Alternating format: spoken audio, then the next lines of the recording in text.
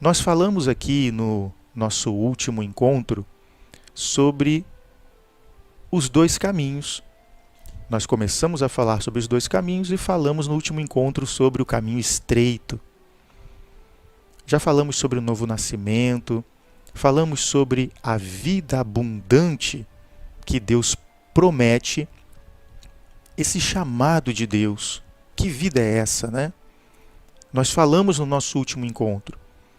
Jesus disse: eu vim para que tenham vida e a tenham em abundância.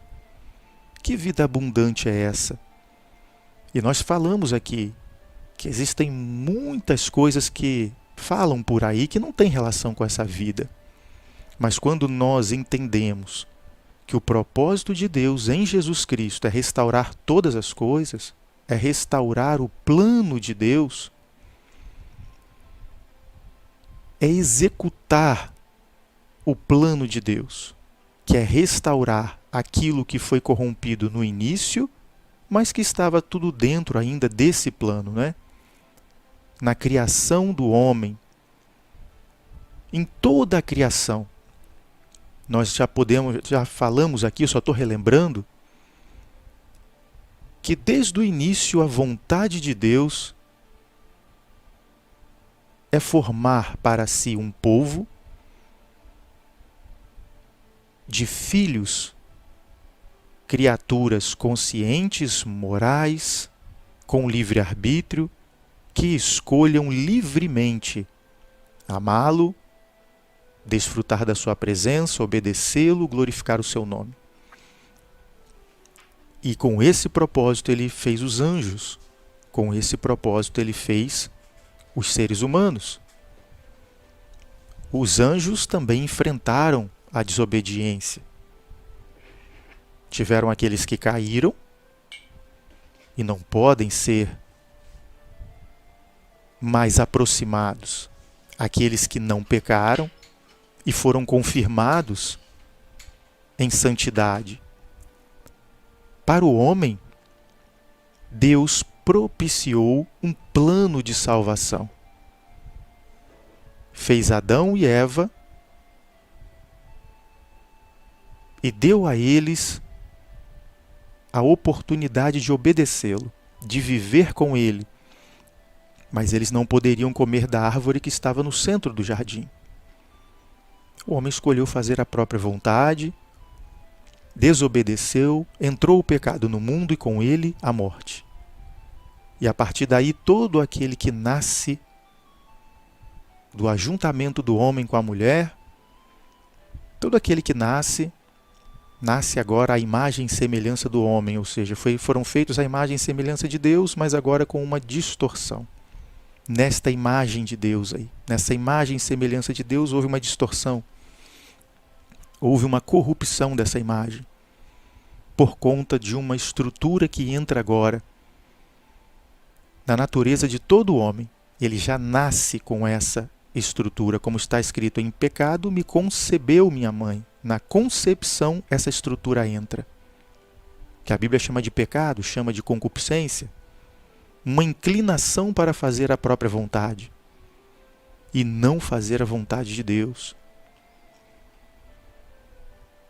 Esse foi o parâmetro que abriu então os dois caminhos. Um caminho onde o homem procura, com a graça de Deus, o poder de Deus, fazer a vontade de Deus. O homem procura se aproximar de Deus, servi-lo, obedecê-lo, se submeter a Ele, e esperando dele que o seu poder, tão grande, tão infinito, possa resolver essa escravidão de estar preso à própria vontade. E Deus diz nas Escrituras que Ele faz isso através do novo nascimento. Ele opera um poder que só Ele tem, que agora restaura o homem para escolher novamente, livremente, obedecê-lo ou não. Derrama no seu coração o seu amor, coloca habitando no seu corpo o seu Espírito Santo. E nascido de novo, pode escolher então viver para Deus, fazer a sua vontade, se alegrar nisso, entendendo que esse é o propósito da criação do homem. Desfrutar da presença de Deus, glorificar o seu nome. E realizando esse propósito, vive. Vida é isso, caminho da vida. Todo o resto, onde o homem não se preocupa em desfrutar da presença de Deus e glorificar o seu nome, todo o caminho fora disso é caminho de morte. É o caminho largo que Jesus descreveu para nós. E no nosso último encontro, então, nós meditamos sobre isso. Como é essa vida, então, que Deus está oferecendo? Essencialmente, ela atende a esse propósito: desfrutar da presença de Deus e glorificar o seu nome. Tudo aquilo que eu posso viver nesta vida, que me mantenha na presença de Deus, que faça eu desejar cada vez mais a presença de Deus, que me atraia cada vez mais para a presença de Deus, é vida abundante. Tudo aquilo que eu faça na minha vida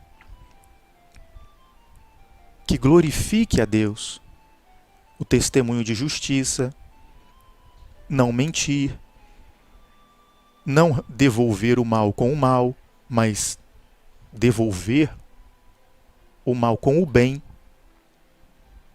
fazer o bem a todos, fazer sempre o bem, não amaldiçoar, não maldizer, não tomar o nome de Deus em vão. Esse tipo de testemunho, de piedade, de amor ao próximo, no tempo que nós temos, a nossa mente e a nossa atenção estarem voltados para Deus e para o interesse do próximo, para o servir, para o obedecer à vontade de Deus.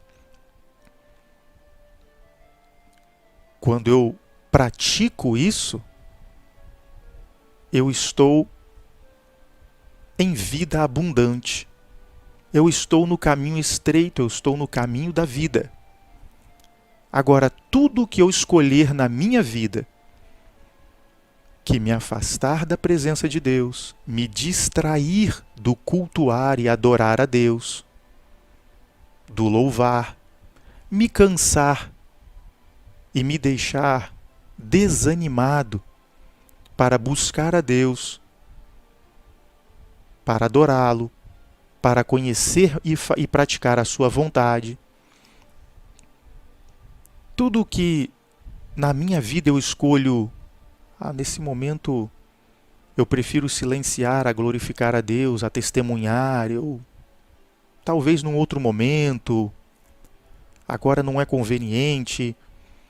Tudo aquilo que me afastar de desfrutar da presença de Deus, de glorificar o seu nome, não faz parte da vida abundante. São pontos em que o nascido de novo pode fraquejar, mas ele reconhece que não faz parte desta vida abundante. Eu só estou dizendo isso porque, atualmente, existem muitas denominações, e existem seitas, e existem pastores coach, hoje existem gurus, existem de tudo hoje. Cada um deles quer trazer uma doutrina nova, algo que só ele tem, uma revelação nova, e eles querem acrescentar coisas. Hoje se ouve de tudo, se ouve que se a pessoa não multiplica para si bens materiais, não está sendo abençoada por Deus. Aquele que é abençoado por Deus, aquele que está vivendo na presença de Deus, não pode sofrer certas coisas, ou enfermidades, ou reveses financeiros, ou dificuldades na família, que o que realmente está sendo abençoado é aquele que oferta muito, é aquele que contribui muito, financeiramente falando. E aí tem aqueles votos de fé, fogueiras disso e daquilo, e sacrifícios, usam até esse nome, sacrifícios, vai sacrificar. Figuras do Antigo Testamento que foram sombras para o nosso ensino e que o Senhor Jesus nunca estabeleceu na sua igreja. Esse tipo de nomes, né? Sacrifícios. Tem de tudo. Se oferece de tudo. Com esse nome de vida abundante. Uma vida, um caminho onde ser amigo do mundo é bom. Não precisa tal coisa, não precisa outra, aquilo é exagero, isso é exagero, renúncia de menos. Renunciar o mínimo possível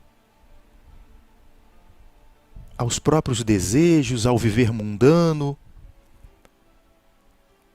ao buscar a satisfação dos outros, a expectativa de que os outros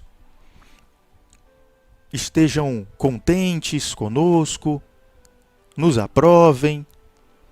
Tudo isso hoje eles colocam nesse conceito de vida abundante que Jesus falou. Mas isso está nas Escrituras? Como a gente sabe? Foi como eu respondi ainda há pouco, anteriormente. Para eu responder o que faz parte da vida abundante e o que não faz parte, a Bíblia me ensina muito claramente. Apenas procure saber qual é a vontade de Deus na criação.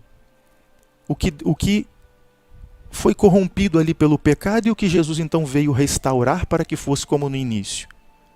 Ele veio restaurar todas as coisas. Restaurar a nossa relação com Deus, a nossa paz com Deus, o nosso acesso a Deus. Ele veio restaurar a vontade de Deus para o seu povo.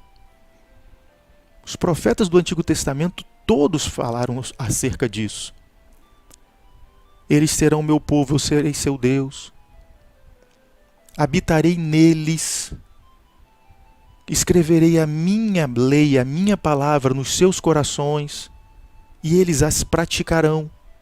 Não precisarão mais ser obrigados, mas farão isso por amor, de livre vontade. Tudo isso está predito.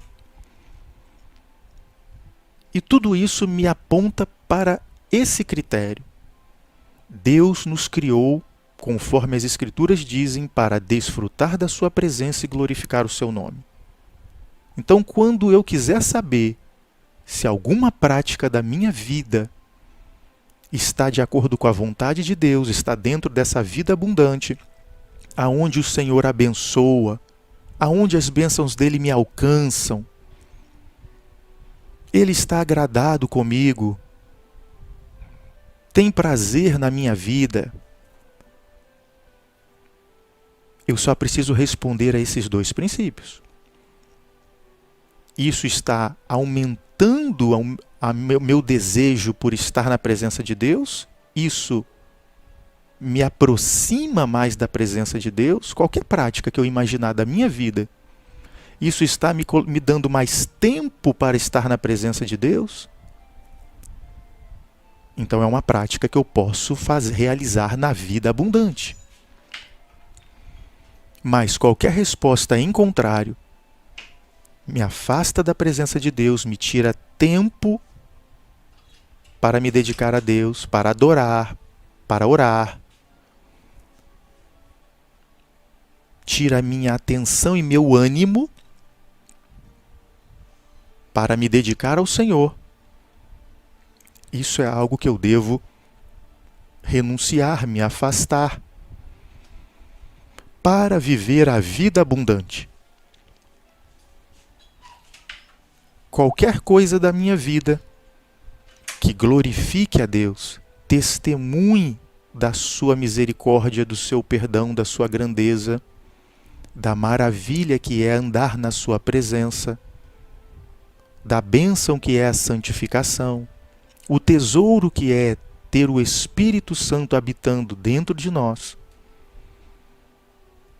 tudo o que me permite testemunhar isso, estimula isso, glorifica a Deus.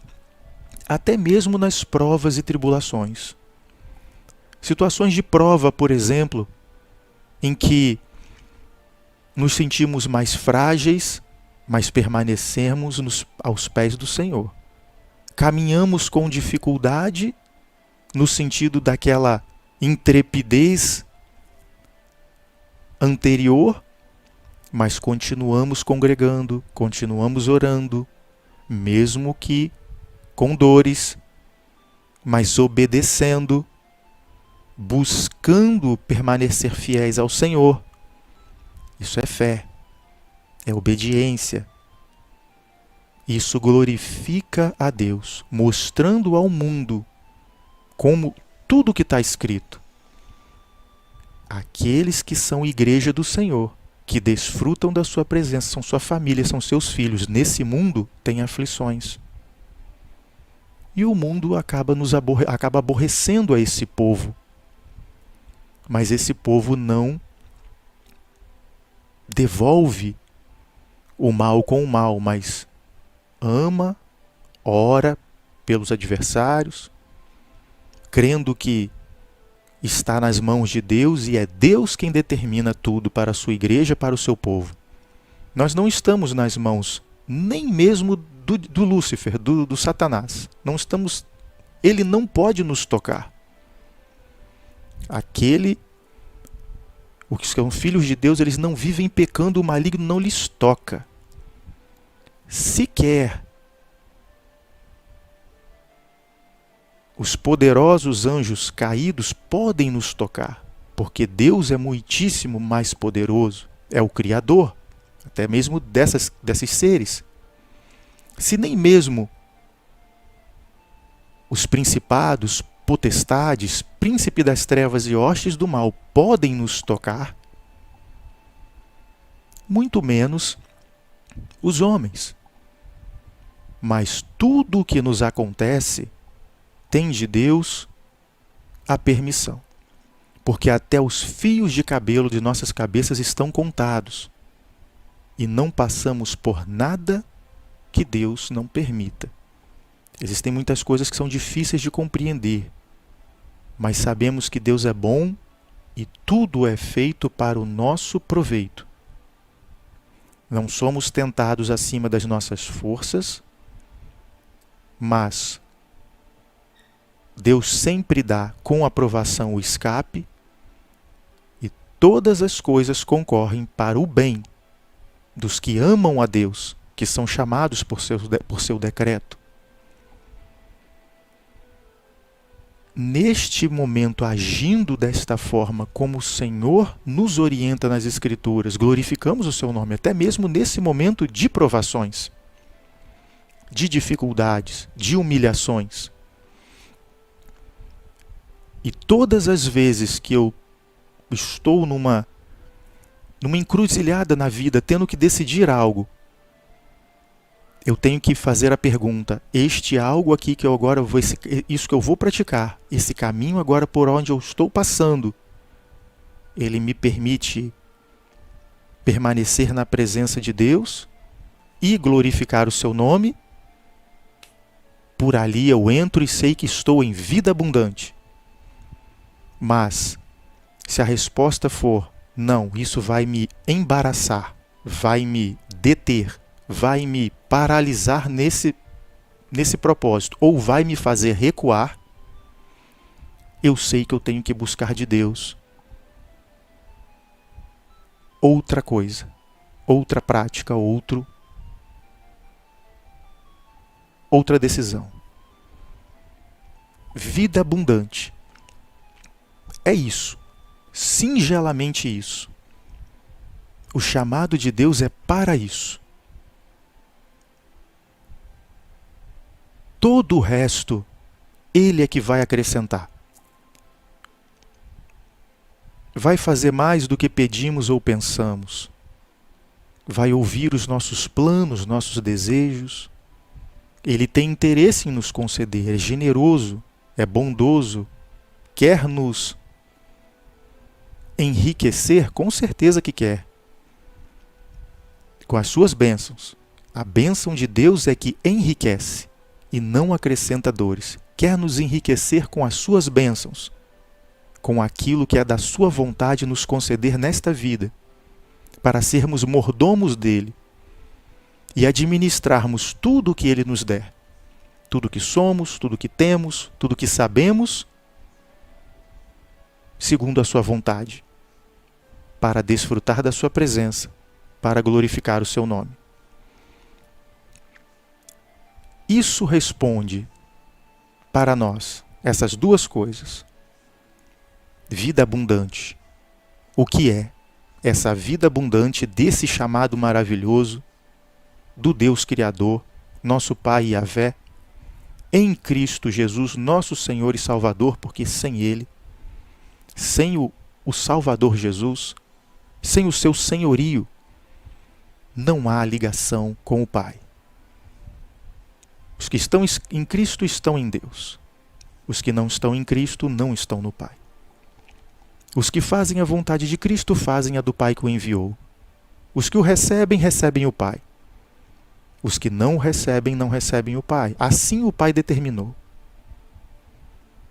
Os que obedecem, honram a Cristo, honram o Pai. É o que temos nas Escrituras. E eu quero continuar então hoje aqui, ainda nesse assunto, fazendo uma abordagem prática dessa vida abundante. Alguns elementos aqui, eu falei agora.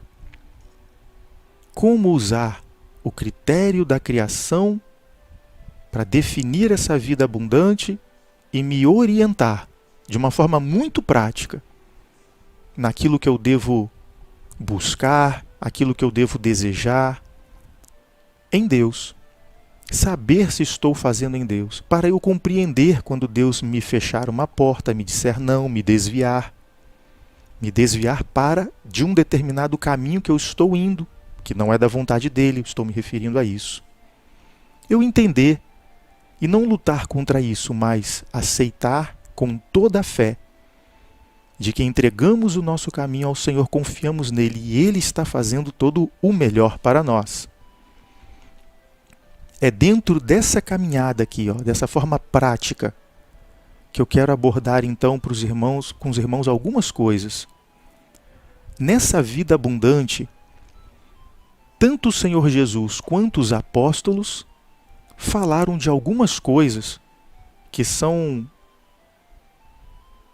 alicerces para essa vida, para permanecer nessa vida abundante, para caminhar nela, para prosperar nela, para agradar a Deus nela e ser fiel até o final desse caminho. Eu separei aqui algumas principais coisas que eu quero falar rapidamente.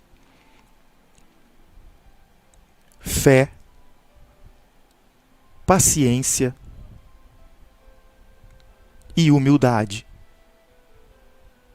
Fé, paciência e humildade. Conceitos que devem estar muito bem enraizados, sedimentados, consolidados em nossos corações, porque a nossa vida abundante depende deles. Hebreus capítulo 11, versículo 6. Diz que sem fé não se pode agradar a Deus. A nossa caminhada não é por vista, mas é por fé. E eu já tive a oportunidade de falar aqui para os irmãos o que é fé. Assim como investigamos nas Escrituras hoje e no nosso encontro anterior o que é vida abundante, o que é fé. Já tive a oportunidade de falar aqui para os irmãos que fé não é pensamento positivo, fé não é mentalização, aquela coisa de ficar imaginando passo a passo de como é algo que desejamos muito aquilo acontecendo e mentalizando aquilo, achar que é isso que vai fazer com que aconteça. Esse é um conceito de fé do mundo pagão. Um conceito de mentalização, um conceito de pensamento positivo. Isso acaba influenciando a maneira como lemos as Escrituras. Quando lemos as Escrituras, quando lá está escrito fé, na nossa cabeça já se completa isso. Tenho que acreditar muito, falar palavras, confessar que uma determinada coisa vai acontecer, a ponto até mesmo de algumas pessoas, né, falam assim, não, a pessoa que tem uma enfermidade, ela ora a Deus e já estou curado. E vou ficar falando que estou curado até que isso aconteça. Fé não é a negativa da realidade. Não é nada disso. E ficar falando algo não vai fazer com que aquilo aconteça. Porque aquele que tem a palavra de poder, que com a sua palavra traz à existência aquilo que não existe, esse é Deus. E quando as Escrituras falam de trazer à existência algo que não existe, é de um poder de criação. Até mesmo porque se os irmãos conversarem com qualquer professor de física, ele vai falar que nesse universo não se cria matéria. A matéria só se transforma. Por quê? Ninguém é capaz de criar matéria, nenhuma criatura é capaz de criar matéria. Quem é capaz de criar? O Criador. Só Ele cria. Ele é capaz? Ele é capaz. Ele pode, até nos dias de hoje, se Ele quiser. Ele cria. Mas ninguém cria. Então a fé não é isso que eu citei aqui. E o que as Escrituras dizem que é a fé? A fé é conhecer a vontade de Deus e obedecê-la. Em toda a Escritura nós vamos ver isso. O próprio Jesus se referiu muito a isso. Grande é a tua fé, seja feita conforme ela.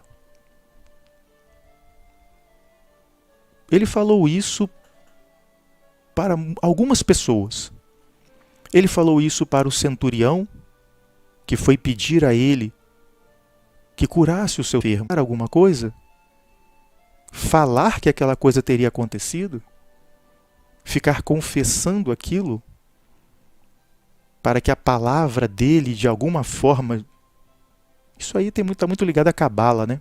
Aquela cabala judaica, palavras, fórmulas mágicas de palavras, invocações, né? Isso tem nada a ver com as Escrituras. Aquele centurião falou, ele confessou para Jesus ali, o que ele falou para Jesus, a confissão da sua fé foi: eu conheci a vontade de Deus para mim. Eu conheci a vontade de Deus nas Escrituras. Estava escrito lá atrás. Moisés disse assim: Deus levantará no vosso meio, no meio dos judeus, um profeta, semelhante a mim, mas maior do que Moisés. Ele falou, a ele vocês vão ouvir e vocês vão fazer tudo o que ele disser. O centurião, quando fala de estar sujeito à autoridade, ele estava falando para Jesus ali, olha, eu vim pedir a você, porque você é o Messias.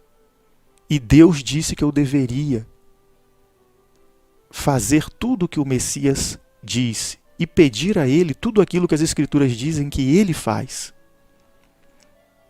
E as Escrituras no livro do profeta Isaías dizem que ele leva sobre si os nossos pecados e as nossas enfermidades. Por isso eu vim pedir e acredito que é você quem pode fazer. E eu estou aqui obedecendo à vontade do Deus Pai Criador, que disse que é a você que eu devo confiar, em você que eu devo confiar, em você que eu devo vir, é a você que eu devo obedecer.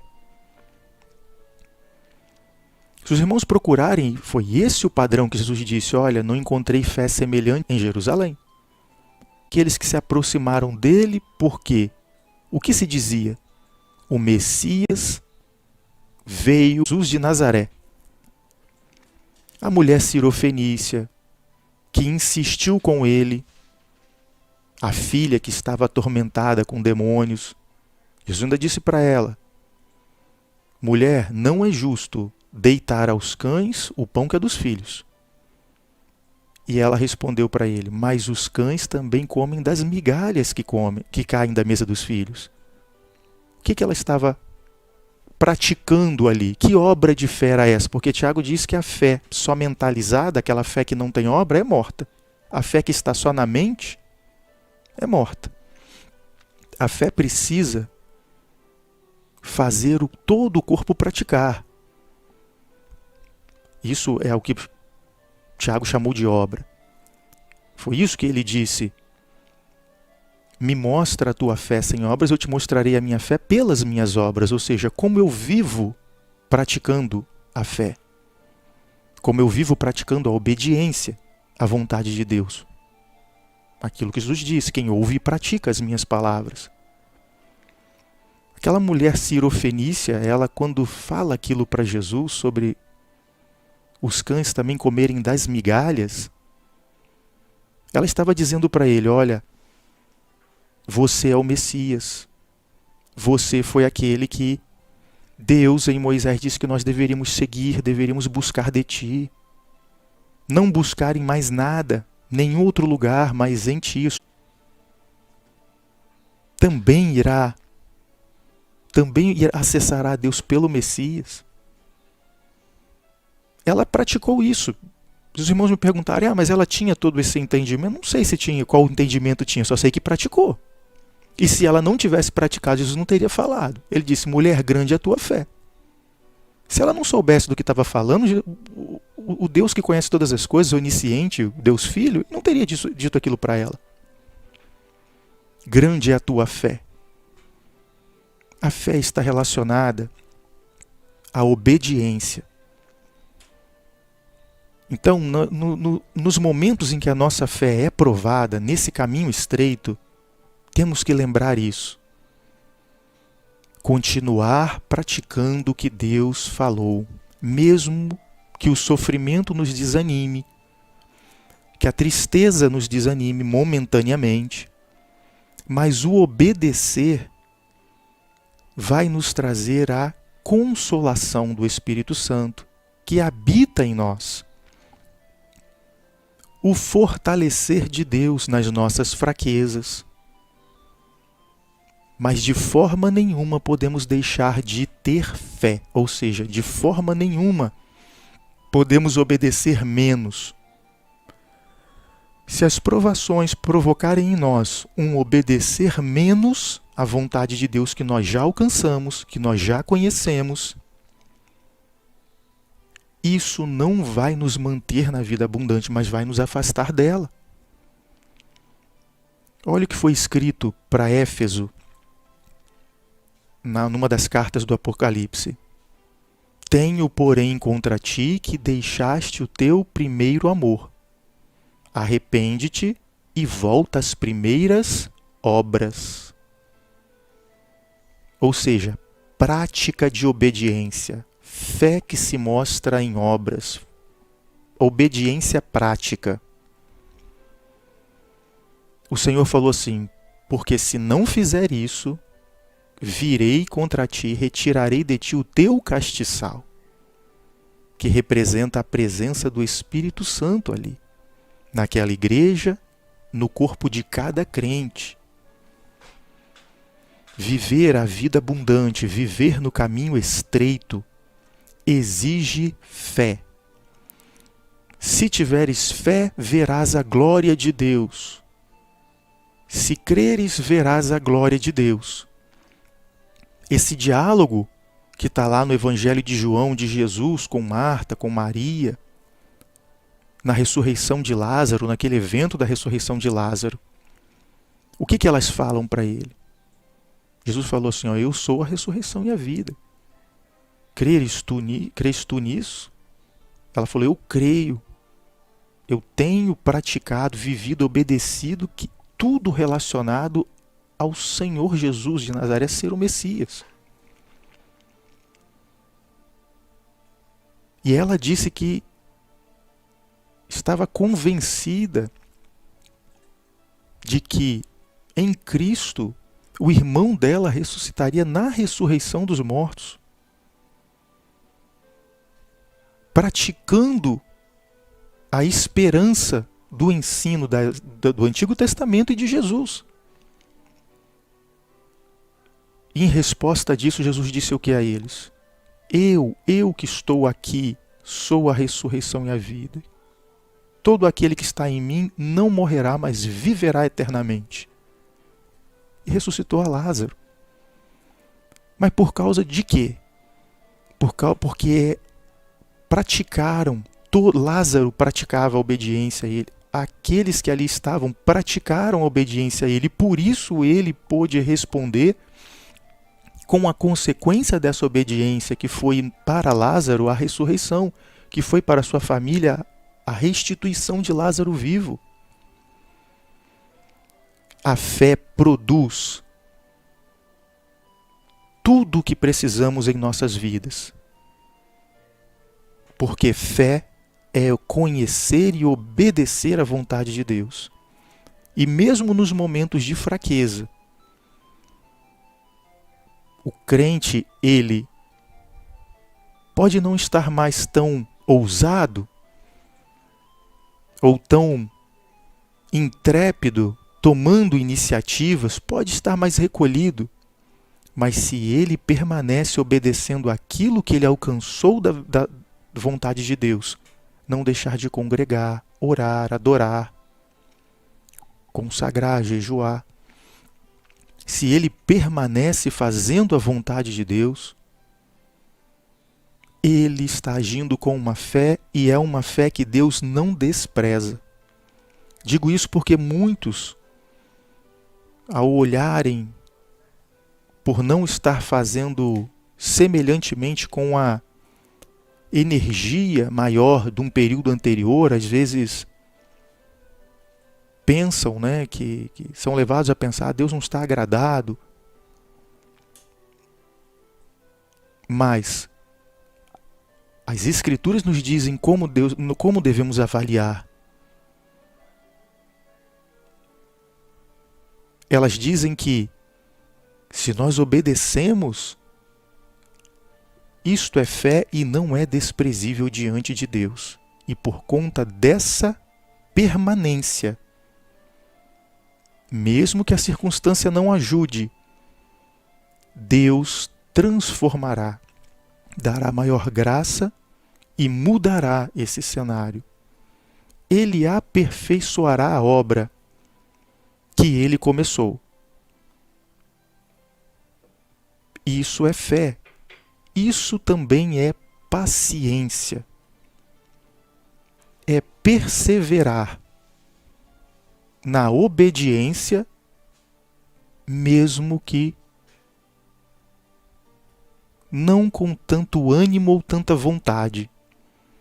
Não porque teve vontade de fazer, mas porque sabe pelas Escrituras que tem que obedecer. Isso é renunciar a si mesmo. Isso é tomar a cruz e seguir a Jesus, que é obedecer mesmo quando por alguma situação de entristecimento, de dificuldade ou de fraqueza, não tem aquela vontade de fazer, mas faz. Como o próprio Jesus falou, teve aquele filho, né, que disse, o pai falou para ele, vai, faz determinada coisa para mim, e ele disse, vou fazer, e não fez. E teve um outro que falou, não quero fazer, mas se arrependeu e fez. E Jesus perguntou, quem foi que fez a vontade do Pai? Todos foram unânimes em dizer, foi o segundo. Porque é quem realmente pratica a vontade. É necessário, para permanecermos nesse caminho estreito e nessa vida abundante, fé o tempo todo, que é conhecer e obedecer à vontade de Deus, obedecer aquilo que alcançamos. Não nos preocuparmos com aquilo que não alcançamos ainda, como o apóstolo Paulo ensina, cada um fique naquilo que alcançou. É suficiente. Deus aperfeiçoando a sua obra, nos dará a conhecer tudo o que for necessário para cada um de nós. Para nós tão somente importa que permaneçamos naquilo que alcançamos, aquilo que sabemos que agrada a Deus, que é da vontade dele. Nos dediquemos a isso. Coloquemos isso em primeiro lugar.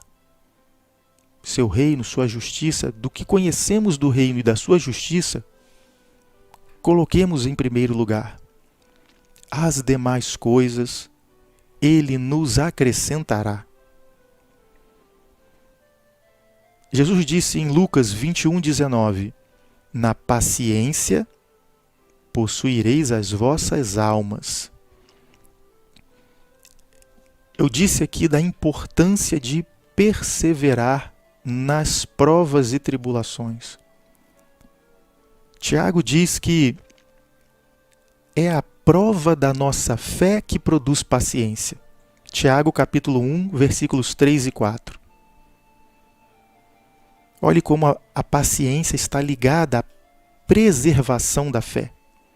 A nossa fé, ela tem que enfrentar as dificuldades deste mundo, porque esse mundo não recebeu a Jesus, não o conheceu, odiou ao Senhor, então odeia também, aborrece também aqueles que vivem aos pés do Senhor, que caminham com Ele, que glorificam o seu nome.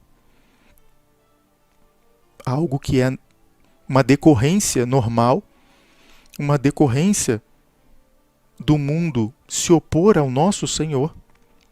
E o Senhor nos preparou para isso, nos avisou sobre isso. E diz então que a nossa fé, o nosso obedecer à vontade de Deus, vai ser provado por aflições, enquanto estivermos neste mundo.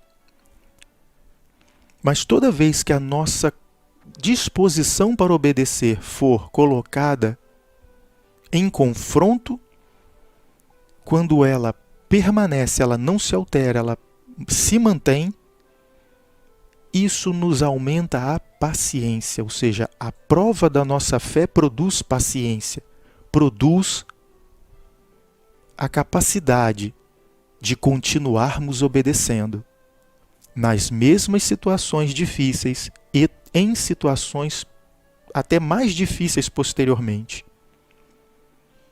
Paciência. Quando estivermos naqueles momentos em que achamos que não vamos conseguir, saibamos que nós não somos daqueles que retroagem. Deus não tem isso para ninguém. Deus não tem o retroagir para ninguém. Deus tem toda a graça para prosseguir. O interesse dele é em que prossigamos. Não existe esse negócio de já tem os escolhidos e se alguém não está conseguindo é porque não é escolhido de Deus. O Senhor nos dá toda a graça para vencermos, para frutificarmos. Nós só não podemos virar as costas, apostatar, abandoná-lo. Se estivermos ali dispostos a nos arrependermos, Ele segura nossas mãos. Ele nos ajuda nas nossas dificuldades, nos ajuda até nas nossas orações. Ele não nos abandona de forma nenhuma, mas está sempre disposto a nos levantar. E é aqui que entra um traço muito importante, que nos fala se nós realmente nascemos de novo e estamos no caminho estreito e estamos vivendo a vida abundante. É que aquele que nasceu de novo, que tem o Espírito Santo dentro de si, ele também pode ser enganado por falsas doutrinas momentaneamente. Ele também pode ser enganado pela amizade do mundo momentaneamente. Ele também pode se frustrar com muitas coisas que não deveria ter se frustrado na caminhada da igreja, porque fazem parte de como a igreja é, mas ele não precisaria ter buscado justificativas para obedecer menos. Mas quando isso acontece e o crente começa a obedecer menos, ele se entristece. Ele sabe porque ele já alcançou. Ele alcançou o conhecimento da vontade de Deus para a sua vida até aquele momento. Aquilo que ele alcançou e ele falha, ele se entristece. Ele sabe que não existe mais nada que possa estar fazendo no mundo que o traga alegria maior do que aquela de obedecer. Ele pode alcançar riquezas, ele pode alcançar confortos, mas ainda assim ele vai se entristecer. Porque ele conheceu a vontade de Deus. E se ele não a está realizando, ele fica triste. Que é o sinal de que ele tem o Espírito Santo como penhor da salvação dentro dele. Que ele não completa, ele não vai ficar no meio do caminho. Enquanto o Espírito Santo estiver dentro dele, não existe a possibilidade. Os irmãos quiserem conferir o texto, está em Efésios capítulo 1, versículos 13 a 14. Penhor. Penhor é garantia. Garantia. Ou seja, o Espírito Santo me foi colocado dentro de mim, Deus me adiantou uma garantia. Os irmãos alguém já deve ter ouvido falar do penhor da Caixa Econômica, né? O sujeito ia lá, mas só a Caixa Econômica acho que ainda tem isso. Um instituto antigo do direito. O sujeito ia lá, queria alguma coisa adiantada, o que ele fazia? Ele ia lá e falava assim, não, olha, eu estou falando que eu vou fazer algo para você, mas para você confiar mesmo, eu deixo aqui com você isso. Aquele relógio de ouro cheio de diamantes, aquela joia muito cara. A Caixa Econômica acho que ainda tem penhor de joias. A pessoa deixava lá, pegava o empréstimo, falando, ó, eu vou voltar e vou devolver esse dinheiro que eu peguei emprestado aqui. E como garantia, eu deixo aqui essa joia, esse tesouro. É isso que está escrito em Efésios capítulo 1, versículo 13 a 14. Cada um de nós, Deus chegou para nós e falou assim, olha, eu que comecei a boa obra em você, vou completá-la. Eu prometo isso para você. E não só pela minha palavra, mas eu coloco o meu Espírito Santo dentro de você como garantia de que eu vou fazer isso. Você só não pode deixar de me obedecer, virar as costas e ir embora. A aliança é essa. Sou teu Deus e te salvo, você é meu servo. Se você não deixar de ser servo, eu não deixarei de ser teu Deus. Você não deixar de ser meu filho, pelo teu livre-arbítrio, pela tua vontade, não deixarei de ser teu pai. E Deus ainda dá a garantia do seu Espírito Santo em nós. De maneira que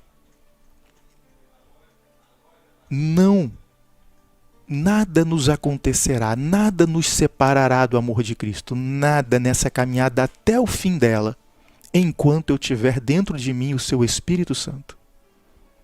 Mas eu tenho que lembrar de uma coisa. Se eu começar a entristecer o Espírito Santo desobedecendo a Jesus reiteradamente, ouvindo a sua voz e desprezando, virando as costas, Sansão pegou o mesmo caminho. Um determinado dia, o Espírito Santo havia se retirado dele. E ficou lá para o nosso ensino. Eu não posso desobedecer. Eu desobedeço, me entristeço, me arrependo, tenho advogado perante ao Pai. O Senhor me perdoa. Desde que eu retorne o Espírito Santo ao seu trono no meu coração, ele soberano, representando Jesus, me levando a ser servo do Rei Jesus, a soberania de Cristo. Ele está ali representando isso, me apontando para que glorifique a Jesus com a minha vida, que desfrute da sua presença em santidade. Agora, aquele que nunca nasceu de novo não tem nenhum discernimento de tudo isso que eu acabei de dizer. Ele ouve e até entende a vontade de Deus, e se desobedece, não tem tristeza alguma. Não discerne. Não discerne. Não tem discernimento espiritual. Aquele que desobedece cada vez mais e está aí enganado por essa falsa teologia de hipergraça. Deus aceita tudo, qualquer um manda com Deus, de qualquer jeito. Está acreditando nessas coisas, está enganado. Não é isso que as Escrituras falam. Não está no caminho estreito. E aquele que já andou no caminho estreito, se está tentando endurecer o coração,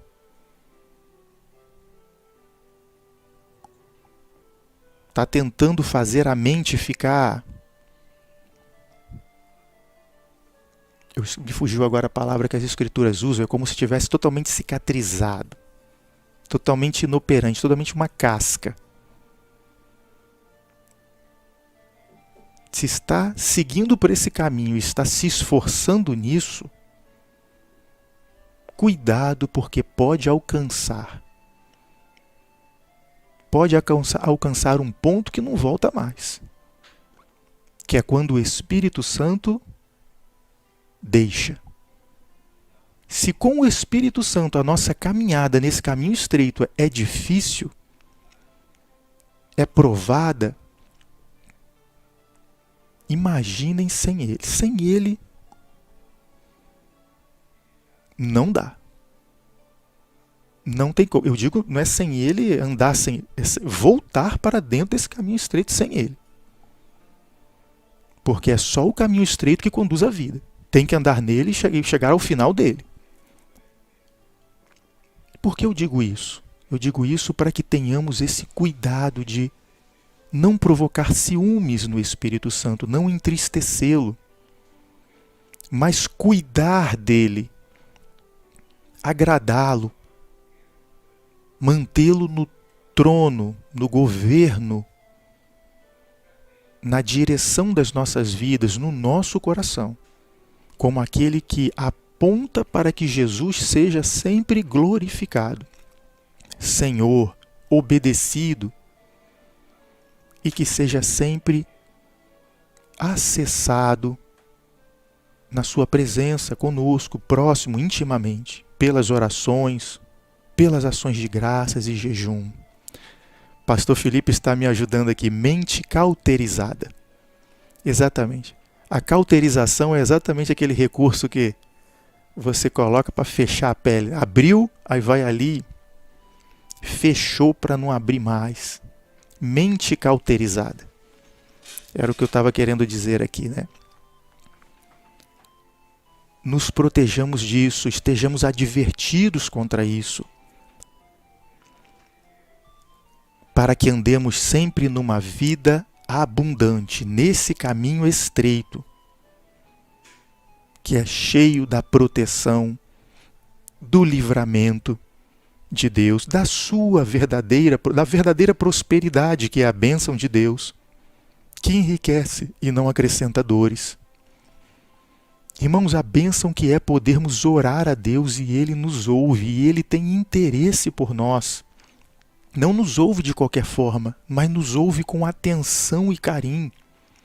Aqueles que lhe obedecem, como Deus tem prazer em responder às suas orações. Os irmãos têm experiência com isso. Que vida magnífica, que vida extraordinária é aquela que anda no caminho estreito, é a vida abundante, é a vida verdadeira, o resto é morte. Como é maravilhoso poder orar a Deus e pedir um socorro e Ele dizer, eis-me aqui. Acampar os seus anjos ao nosso redor para nos livrar. Clamarmos a Ele que entre numa luta por nós e Ele entra. E somos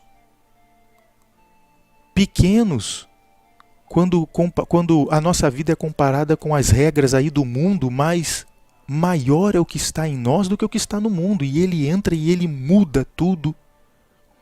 E nós percebemos que não precisamos da amizade do mundo, não precisamos das leis de poder do mundo, da forma como o mundo vive, mas que a verdadeira vida, prosperidade e vitória está no Senhor.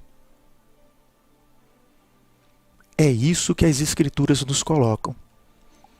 É essa fé, essa paciência e essa confiança que nos mantém na vida abundante desse caminho estreito, independente com alegria, com paz, independente das aflições que esse mundo vai nos dar certamente.